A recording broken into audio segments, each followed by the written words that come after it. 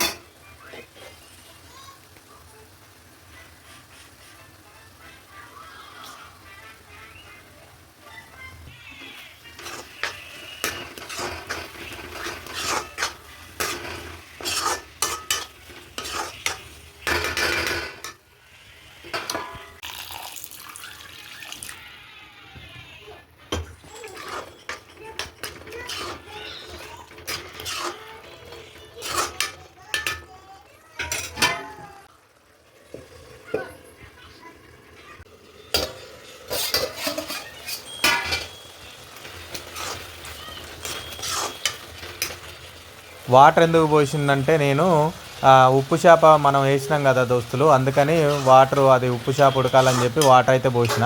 ఇక అది పోసుకోకున్నా కానీ జబర్దస్త్గా ఉంటుంది. ఓకేనా? వీడియో నచ్చితే మాత్రానికి ఒక లైక్ అయితే కొట్టుకోర్రి.